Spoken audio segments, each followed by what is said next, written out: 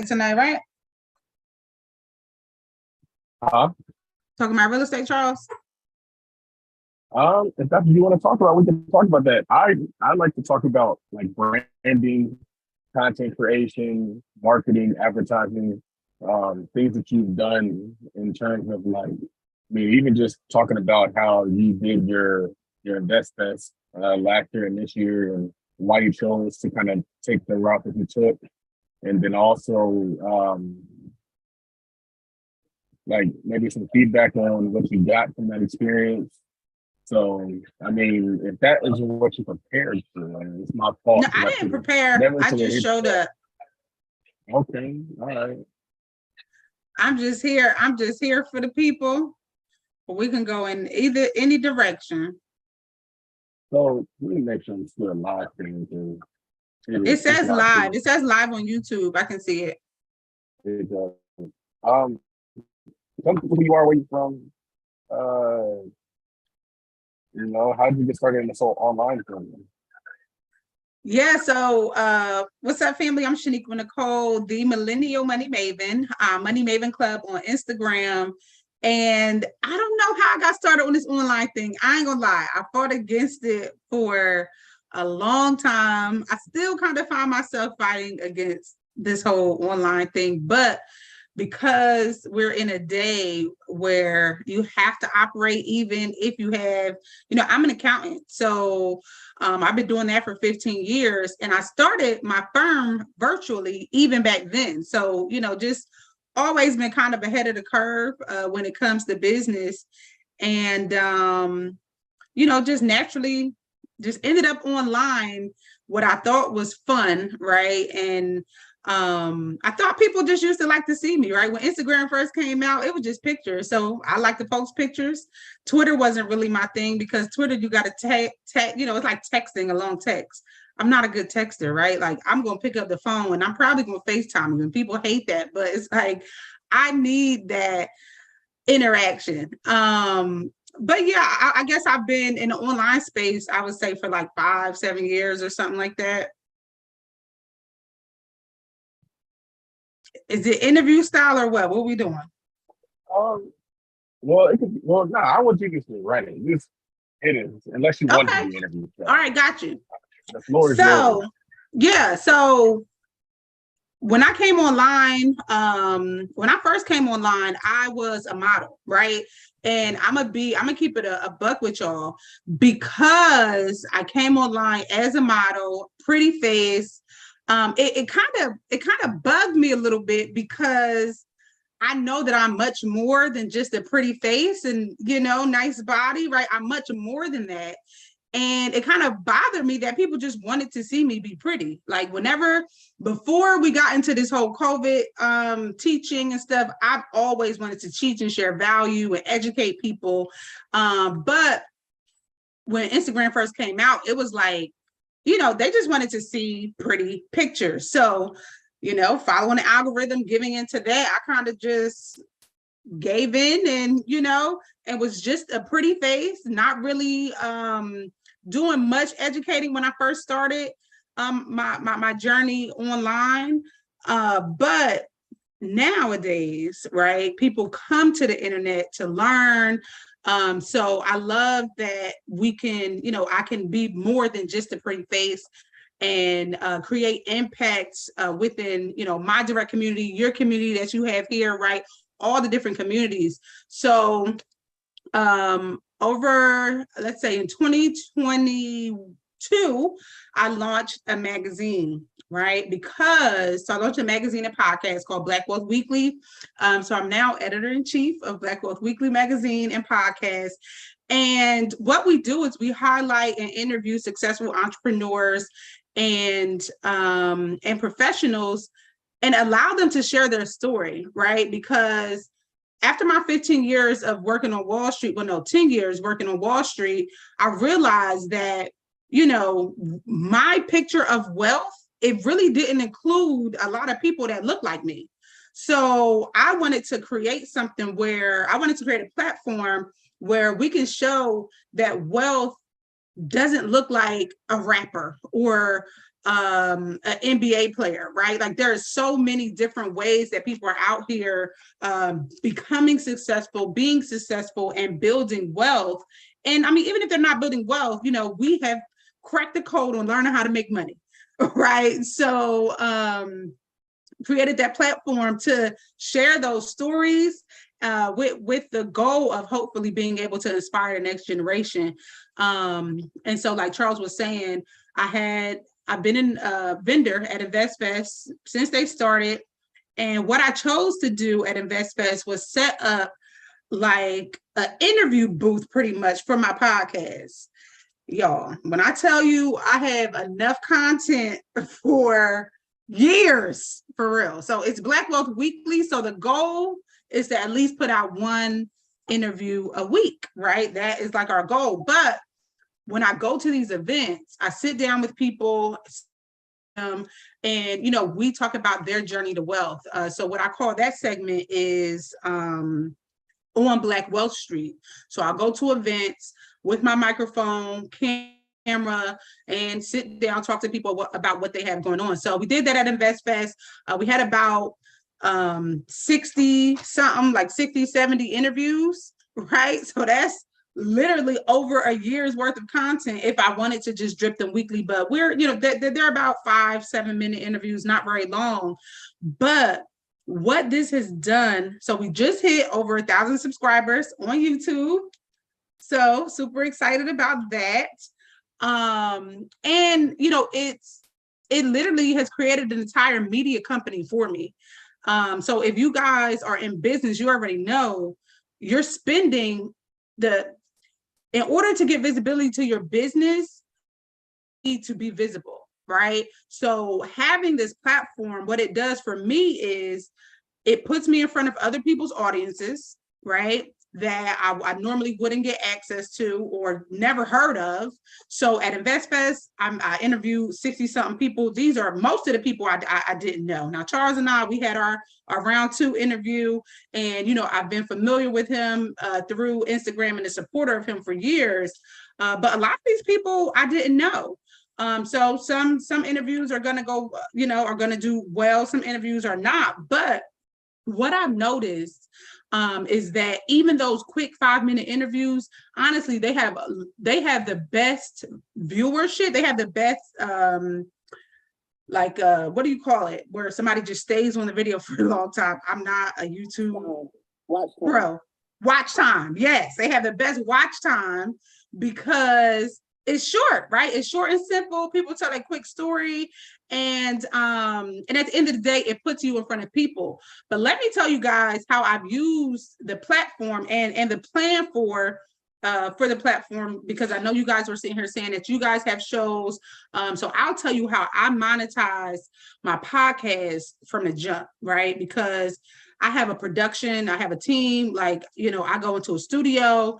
It's not free, right? So either that money is going to be coming out of my pocket, or what I've done to monetize the podcast with under 1,000 followers on YouTube was I created marketing packages, right? So some people that come onto the show, that I invite onto the show, you know, of course, I'm not going to charge them, but I might offer them a marketing, you know, a platinum marketing package where you get 5 clips that's going to be on YouTube, and you get 5 clips that can go on Instagram, and you get so many of this, right? So that was how I was able to, number one, cover my costs, right? So even if I am offering a guest to come on for free, they still might pay, you know, an extra $350, $500 on the back end to do the marketing package.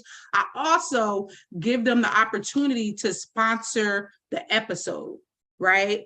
And it doesn't have to be their episode. Typically, they're going to sponsor another episode of somebody talking about something else. But what that sponsorship looks like is after we finish up our 30-minute to an hour interview, I give them about 30 to 45 seconds. I give them the opportunity to literally do what's going to be an in-episode ad, right? So they're like, hey, this is Shaniqua Nicole. I know you guys are loving the episode, but give me 30 seconds to tell you why you need to join my community, right? And then they're going to run it down. They can drop the link. in the episode and it lives forever, right? So that's one way that you can monetize your podcast right away, right? Because of course people are coming onto your show for visibility, but at the end of the day, this is all of our time, right? This is all of our resources, all of our money, all of our community, right? So people should compensate you for that in some kind of way. So that was the first way that I monetized. I also started, I launched the magazine with a super dope event called the Black Wealth Awards, right? And everybody loved it. Everybody loved it. It was on the 50th floor penthouse at Four Seasons here in Atlanta. So we did it up, 5-star status. And that event cost me a lot of money, right? I've never spent that kind of money on an event, especially with it being so small and intimate. But let me tell y'all how I broke even. So I invested $40,000 to do the event. I ended up breaking even because some of the people can come and be honorees. Some of the people are invited, right? Some of the people are invited honorees, and I don't charge them anything. But other people, right? They're like, oh, you have, like, let's just say if I have Michael Jordan, right? Or let's say I had Charles, right? They want to be on the stage with Mr. Todd Billion himself. So people will pay for you to put them in the light, right? And essentially when you have a podcast, you are creating the light for them, right? Now, you might not charge up front, but possibly you can charge on the back end. Like I said, you can send out recap reels or offer some kind of way that you can add value to what they have going on. But my event was I essentially broke even because people paid to be honored, right? So I had people pay to be honored. I had sponsors that came in because, of course, these sponsors, they want their brand to be highlighted amongst the Black elite, right? So that for me was, I would say, is really the start of my plan to make 6 figures a month with this media company. I really haven't. So I'll say this. The reason that I chose to do a setup at InvestFest was because I knew there's going to be all Black people that want to learn about wealth at InvestFest, right? And it's almost a hack because, like I told you guys, I typically pay to create content. I only paid $1,500 to go there. I spend that a day when I go to the studio. So I paid $1,500, got 50, 60, 70 videos, and access now to all these people to invite them to come back in and do a full episode or do some kind of sponsorship or do some kind of advertising with the magazine. But I don't know what happened, right? So I'm a woman of God and I pray and I ask him for direction all the time. And so I'm always asking for direction. And so after InvestFest, my Instagram for the magazine got shut down. So I don't know if y'all have any, experience with your Instagrams being shut down. Charles, maybe you can help me out because you got a couple big pages. But my Instagram page got shut down right after InvestFest, and I don't know what happened, but they won't give it back. So for me, because I know that I asked God to remove anything that's a distraction, I've been I've just been thinking really hard about what that is going to look like in the future. Because we don't have an Instagram page. I think we had about 6,000 followers on Instagram. And like I said, I'm charging right now just $1,000 for the interviews. So you can definitely get your podcast, your content monetized even before you have a big following, because this is work that you're doing. I know Charles wanted me to talk about branding.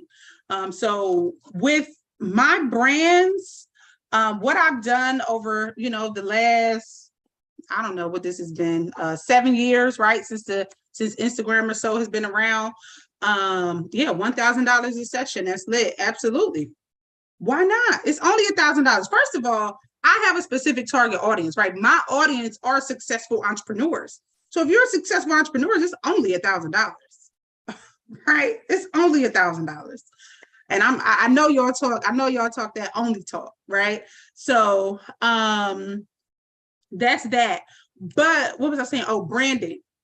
So what I found to work for me for branding is really just, be myself. And like I said, creating the light for other people. I don't know why, but I always I'm a helper. I want to help businesses. I want to see people become successful. And like as an accountant, I'm a behind the scenes person. So that is kind of the mind and the heart that I start businesses in, is like, how can I help my community? How can I help small business owners? How can I help my people elevate? Or how can I help get this message of Black wealth out more without it being all about me, right? Because, and what I learned is that people love to talk.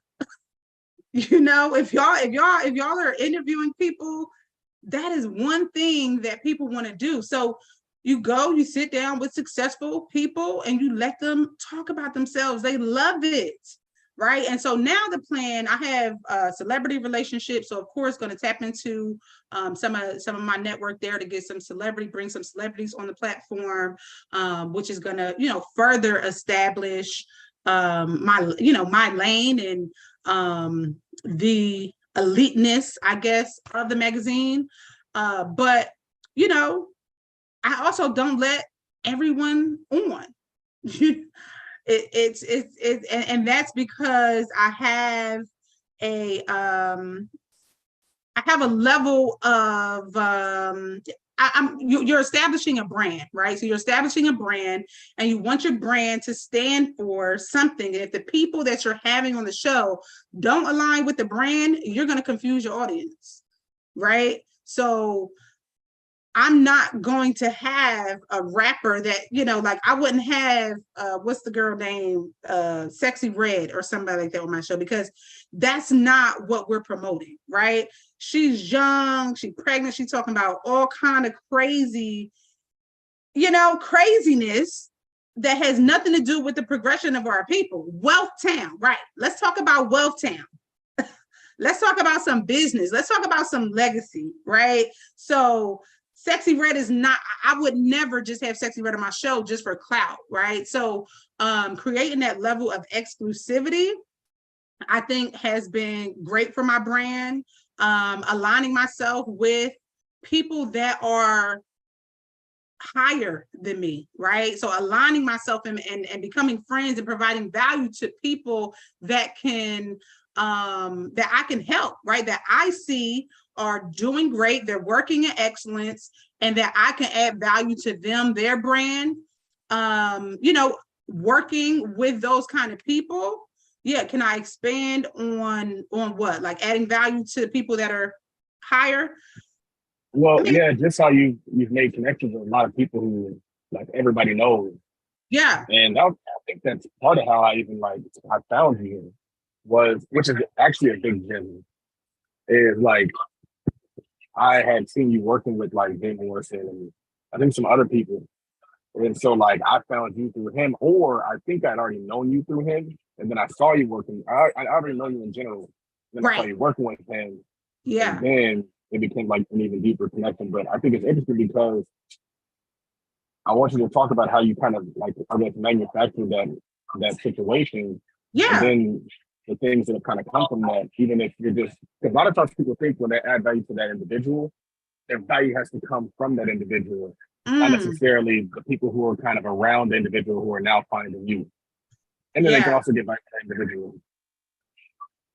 No, that's definitely major. So, what's crazy is I didn't even know Jay. Like I didn't know Jay. I didn't know Ernestine. But one day he came up on my Instagram and he was talking about I don't know what he was talking. He was talking about something, and I'm like, "What's up?" I literally hit him in a DM. "What's up, King? This is what I do. This is how I can help." I think he was looking for like an operations manager or something like that. And I have operations experience, financial operations experience in corporate. So I hit him up on that, and then we had a meeting, and he was like, "Well, you do taxes. I've been wanting to partner with somebody, so I will say partnerships has definitely been one of my keys to success. Like since I've been in Atlanta now for about 10 years. And honestly, I never moved with like a sense of me with these people. I always knew who I was, and I walked in rooms like, hey, let me tell you who I am. You know what I'm saying? Like you don't need to know me, but you need to know that I know who I am and this is what I can help you with. And really it wasn't a whole lot about what I'm looking for, because I know that payoff is going to come, right? But literally sent him a DM. We had a meeting and we ended up partnering on Legacy Center Financial Group. So it just so happened to be around the time they were opening up the Legacy Center, and then he and I became partners. I'll say this, partnerships has literally helped me become a multi-millionaire, right? And it is not through, they say if you want to go fast, go alone. And if you want to go far, you need to go as a team. And I know Charles always says wealth building is a team sport, right?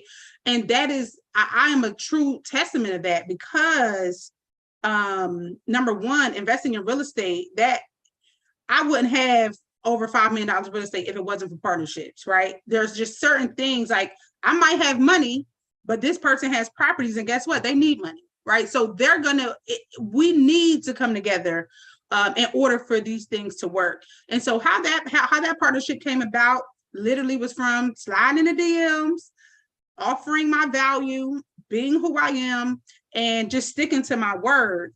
So we started Legacy Center Financial right during the pandemic, offered taxes and, in addition to his other financial services. And that honestly, that was right before we had this big coaching burst.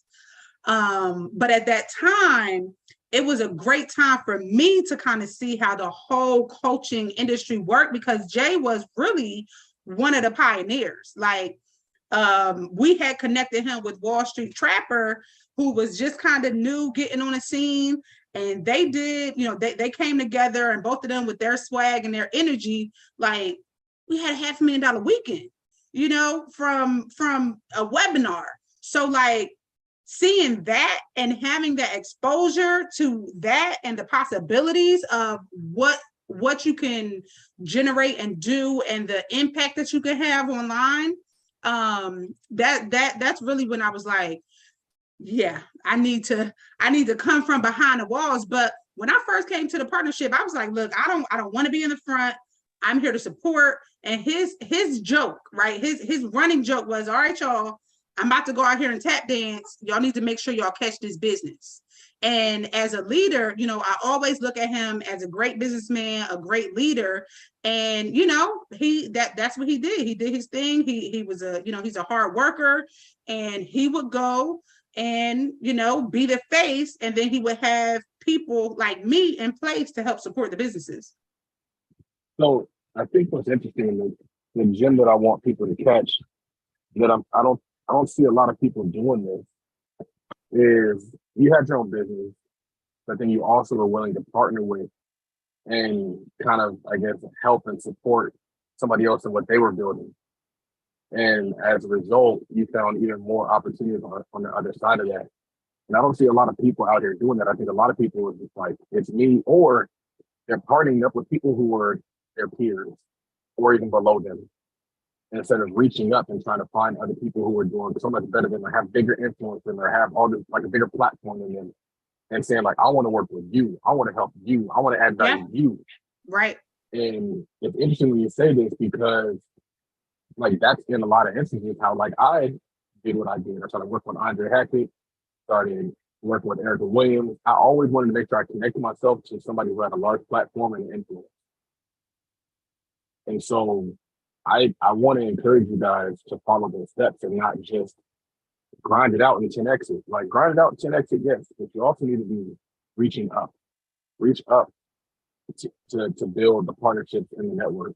And don't forget how we got connected. It was literally through a DM. And I see a lot of these guys that, like what's the guy, this funny guy, oh gosh, I don't know.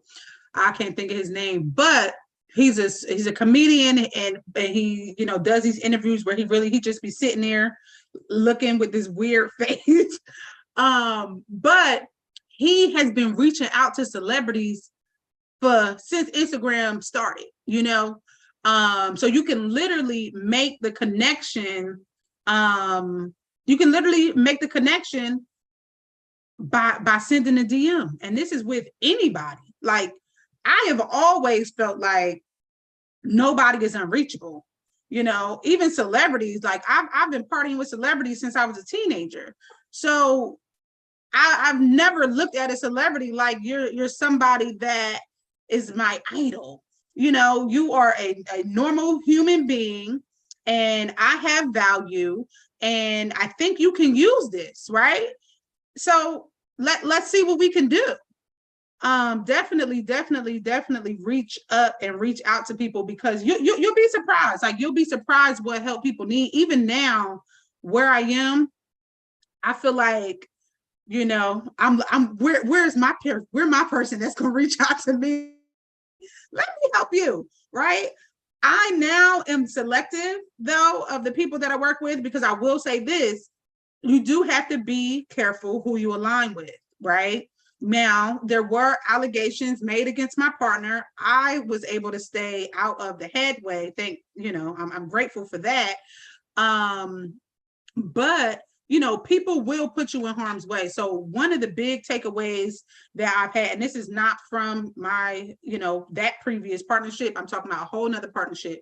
But I mean, I've had partnerships where I opened an Allstate insurance agency, right? And it's like, hey, you want to be an Allstate insurance agent? They require you to have $100,000 liquid. Okay, well, I have the money, you have the credentials. Let's partner. I can help you with operations. I can get the team going. We can get the marketing flowing, right? So, there are so many ways. When I left corporate, I realized that having this money sitting in the bank was doing nothing for me.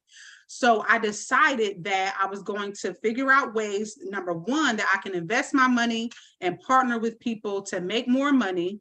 And number two, I was going to take my personal brand serious and, just continue to operate in integrity. That is really what it has been. Now, let me tell y'all this next level hack, because for my entire life, I've been investing in myself. I've been investing in mentorship. So you guys being here, y'all already know what that's like, investing in yourself.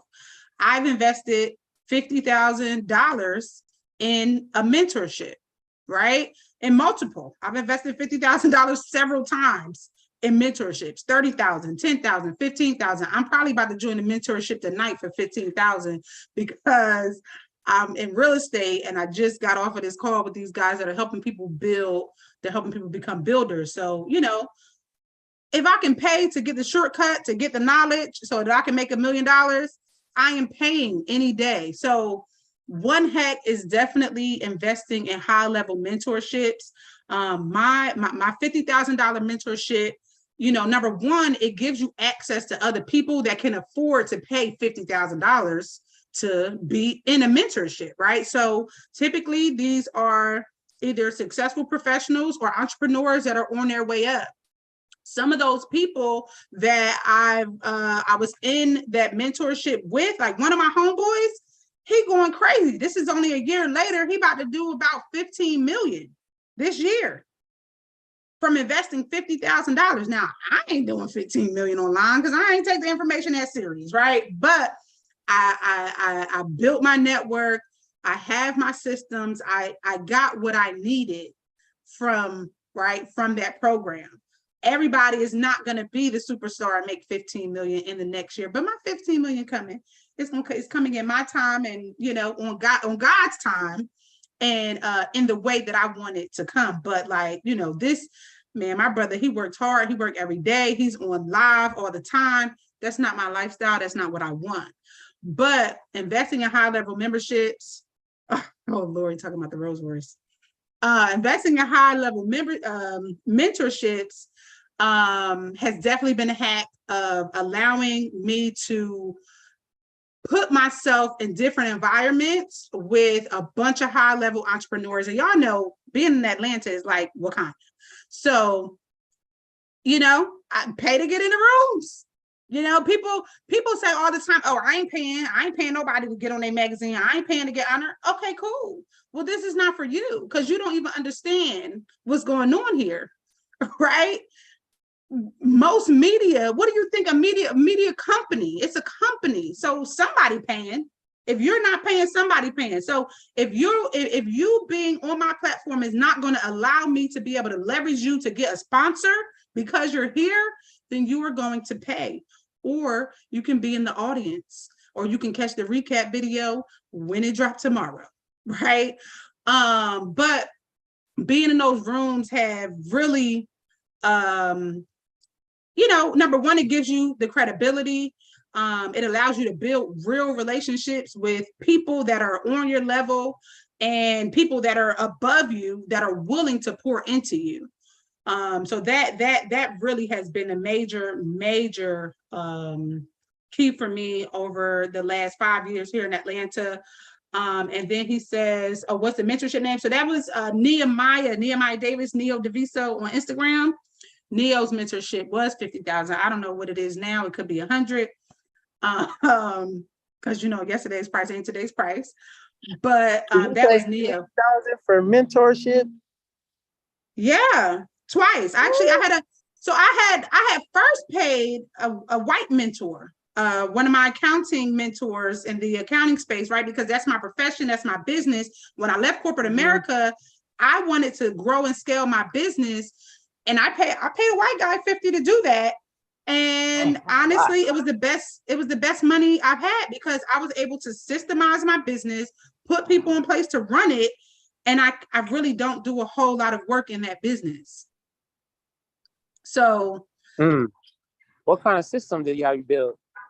Well, I built CRM. I built my CRM. I built, you know, processes that allow me to still be able to have compliance in place. So we do taxes, right? We do taxes, we do planning. So, you know, building out the system, building out the marketing systems, as far as LinkedIn planning, getting the leads coming in, having that automated to be able to talk to I guess AI. Right now we would call it AI.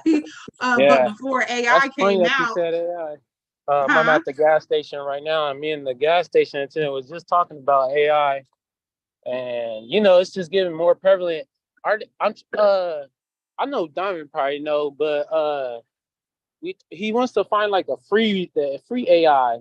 Is there any free AIs? I don't know if they are, but my bad. Well, you can. No, you're good. Listen, I'm not the AI expert, but I'm sure I know one. I'm not the AI expert. I just use ChatGPT. Ask ChatGPT, what's all the free AIs out there? I'm sure to give you a list. That's like my go-to answer. I tell my 8-year-old, whatever you want to know, ask ChatGPT. Bard is free. Google's AI, that's free. Hey, type it in the chat, Donovan. I got you. Type it in the chat, Donovan. So the last thing I'm going to talk about is elevating your brand, right? So this year I bought one of the most expensive cars that's available. So I bought Rolls-Royce Cullinan this year, and really just with the idea to generate income. So the projections for the Cullinan was to do about $30,000 a month. I have a guy who he has a rental car company, and his whole job is pretty much to manage the business. So this is like Toro, but on steroids, right? Because we were doing $400 an hour. What we decided though, because we're here in the Atlanta market, what we decided was that in order to rent the car, you would have to hire our driver. So with the drivers, $400 an hour. So we were projecting $30,000 a month to buy the Rolls-Royce Cullinan. Now, a couple reasons I did that. Number one was cash flow, right? First thing always is cash flow. I'm always looking at, taking my money, being able to invest it in something, and getting a return on it, right? So $30,000 a month, $360,000 a year, sounds good, right? Sounds good to me. And it's a business that I really don't have a whole lot of work to do because I'm not driving the car, not managing it, really not even marketing, because we have a network of people here, right? But what it does for my business is when my clients are in town, it's like, hey, well, let me know if you're in town. We've got luxury concierge services for you. So we can pick you up from the airport.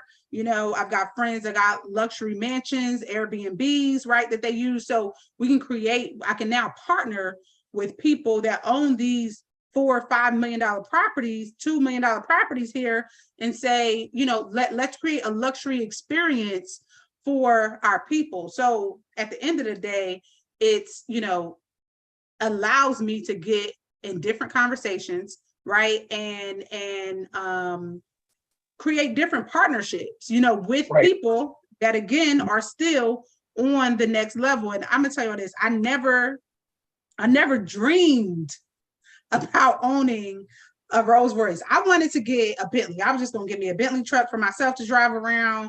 And then I thought, like, well, what is this Bentley? If I put this money on this Bentley, I could put the same money on it over here and make $30,000 a month with it. So what's the choice? So yeah, bought what would be my dream car, and y'all, it got stolen. Well, I haven't put that on social media, but I know there's gonna be a YouTube. But it is what it is. My car got stolen. So I'm trying to figure out, trying to go through that process now and figure out what we're gonna do. But great. My lesson that I got from that is that my next luxury car is gonna be for me because I deserve it. And I'm always investing in my businesses, and I deserve luxury in my life too. So that's that. So the person who stole it, was it somebody who like rented it and just kept it, or was it somebody who just saw it and broke the window or something? Oh no, it was somebody who rented it. Somebody rented it, not rented. So they were out with my driver. Somehow they got the ticket and the key from valet. They were supposed to be shooting a music video. This is like Hollywood, Black Hollywood here. So they were shooting a video, and they said they were going around the corner, and they never came back. It's crazy because you would think people might just be targeting that for the purpose of taking the car. Like, they're like, all right, there's a rental company, we'll just rent it from the rental company, and then that's how we're going to get possession of the vehicle. That's crazy. I would ask you, in the limited time that you did have with it, what was it like on the pull-up? How did people approach you? Did you get some opportunities from that? Yeah. I mean, it's like nothing you can really explain. I would say this. So number one, I always walk in a room like I drove a Rolls Royce. So I'm giving that energy. But when you actually pull up, there's really no questions. There's no questions about who you are, what you do, right? People know you're successful, just based off your pull up, right? Just based off you pulling up and getting on that car. It could be a rental, like it could be a car that I don't even own. And really, the way we were running it, I was never the face of the car, it was really my guy. I allow him to be the face of the car because I'm not I don't need that. I don't need that kind of attention.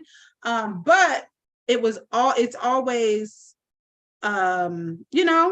just extra value that you can add and bring to any relationship. So yeah, I mean, pulling up in the Cullinan, it's exactly what it sounds like. I don't know. I don't really know how to explain it.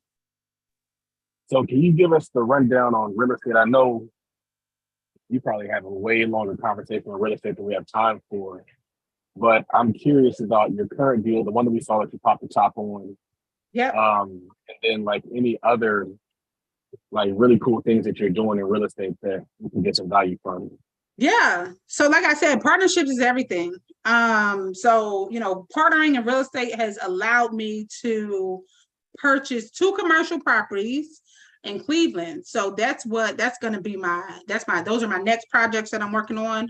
But right now I'm finishing a single family where purchased for $250, popped the top, meaning I took the roof off because I just think that's one of the best ways to force appreciation, unless you can build back or, you know, unless you can build back or just tear it down.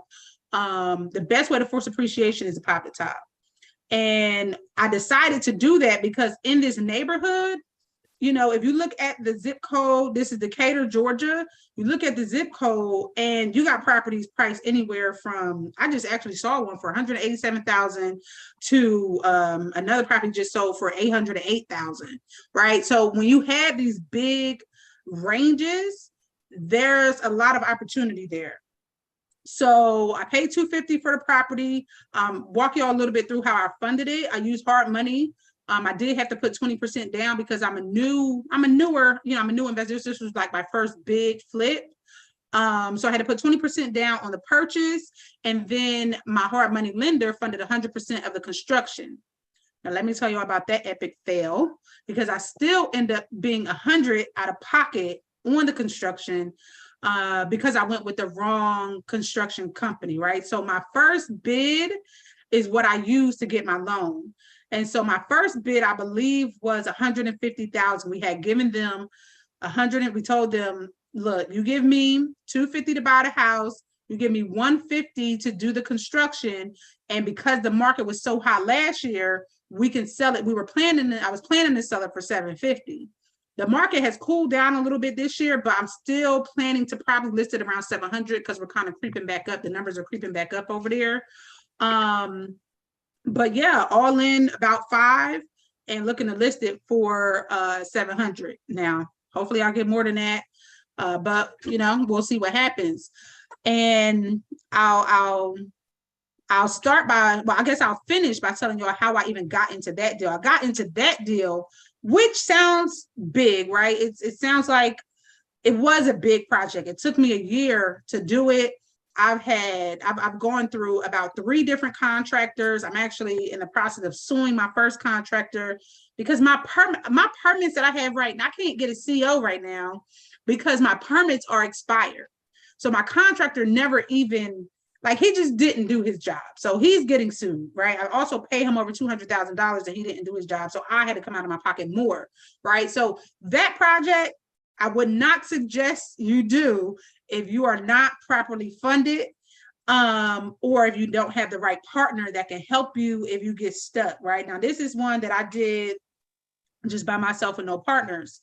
But I got into it by selling one of my properties that I bought in Detroit. So my first investment property, I paid probably like $16,000 for it. Bought it from an online auction called hubzoo.com. And you can go there and bid on properties. I bid on a property, I won, bought it for about $16,000. I think I invested somewhere between like 15 and 20 in the renovation. Never been in the property, never seen it. I held it for 5 years and then I sold it for 70. So I sold that house for 70. That allowed me to get into this bigger deal and, you know, looking at a nice 6-figure profit on the back end. Now,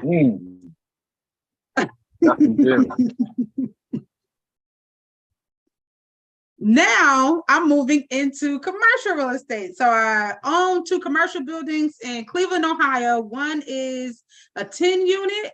So it's 8 apartments up top, 2 storefronts on the bottom. And the other is, I think, 13 or 12. So we got 10 apartments and then 2 stores on the bottom.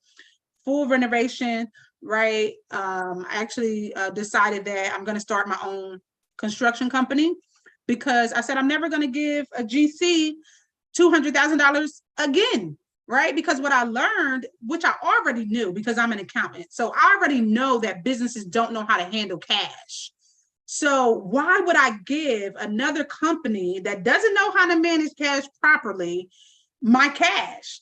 Because what I learned is that these GCs, all they do is they go out and sub the work.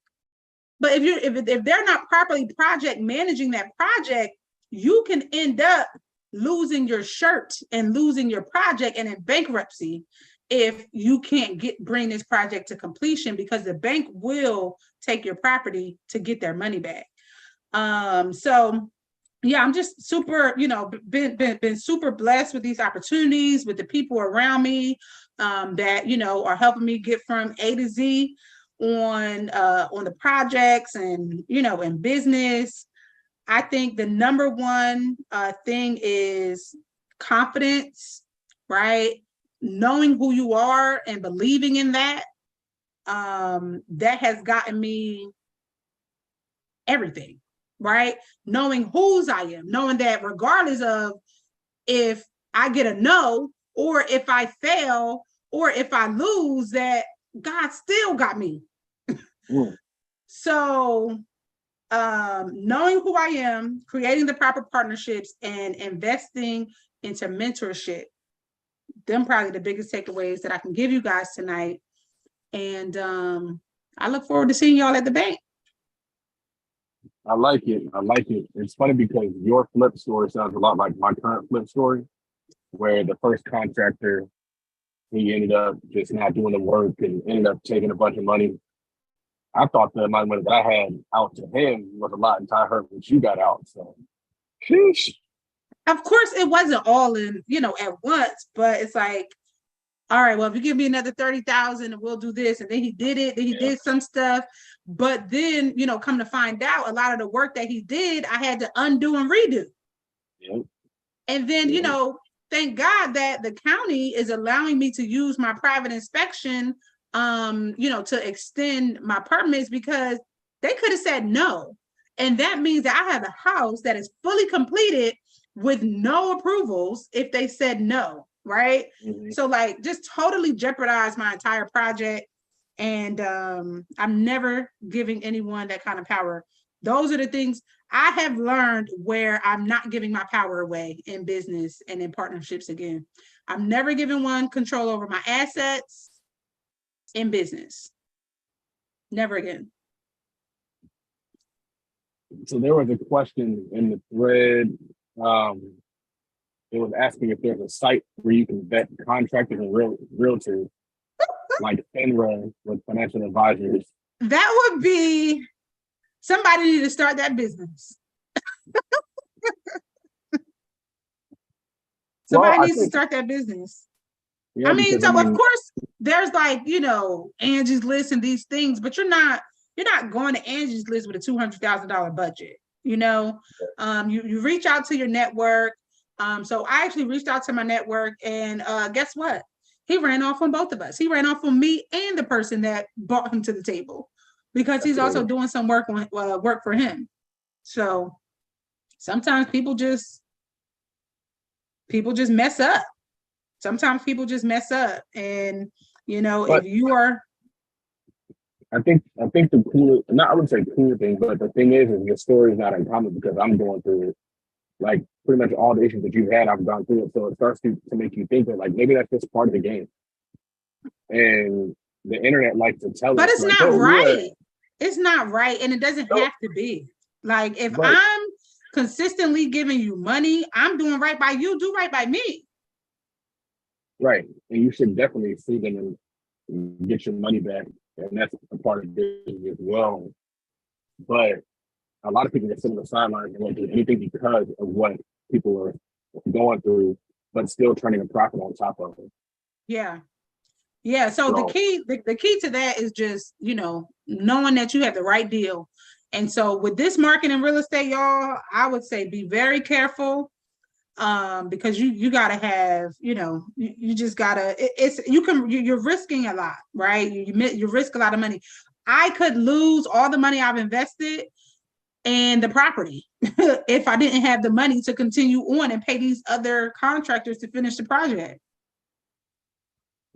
So if you guys are getting into real estate, I think you have to get into real estate to build wealth.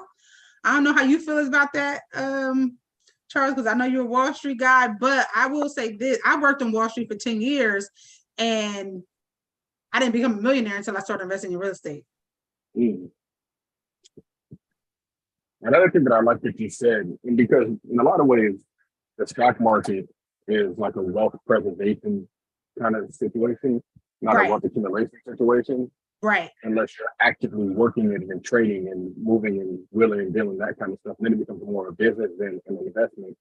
Yeah. But I think what's really cool about what you said also is this is kind of what I'm working on. It's like when I do sell this next house, I'm taking it to renovate the next house.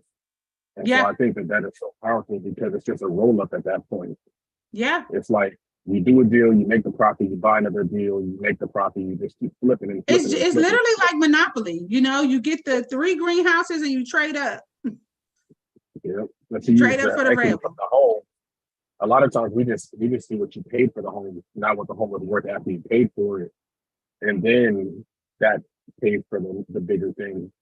And so I think that I've told people, like, I think now is the time when you got to do real business. Like, you can't just be out here talking about you doing business. You got to really be doing business. So you got to really be in real estate. You got to really be doing taxes. You got to be really doing everything because the world is not really lending itself to a lot of online stuff as much as it was in the past. It's still there, but just not as much. So it's still there. I think there's always going to be opportunity. And what I learned, you know, I thought that my market, who I was selling to when I first was trying to sell, I thought it was wealthy people, but I've learned that it's younger. It's the younger people. It's the people that are in their 20s and want to be millionaires by the time they're 30, you know? So I think there's always going to be a market. Like, you know, you might need to market to children. You know, if you are a funny person or a personality, but you want to teach finance, you know, get creative, right? So I feel like there's always going to be a market out there for people to teach because we always have to be learning. I like it. Well, good call, you guys. Where can they find you? Where can they follow you? Where can they see what you got going on? What kind of products you have? Where can they get on the podcast? Where can they reach out to you if they want to work with and for you? What does that look like? Hit me on Instagram. I'm Money Maven Club on Instagram. I personally manage my page these days, so I will respond. .com to get on our mailing list. That's where we send out information about products or what have you. There's also a link in my bio where I offer free financial strategy sessions. So if you are looking for some tax advice, feel free to tap in. Do group coaching, right? My group coaching allows you to learn my 15 years of experience as an accountant so that you can run your business and your family like a business to create wealth and become a millionaire, because we all deserve to be millionaires. So y'all guys tap in at moneymavenclub.com and that will drip you into everything that you can tap in with. Like it. Thank you for showing up for us. Thank you for dropping. Thank you for having me. I appreciate you. And I'll see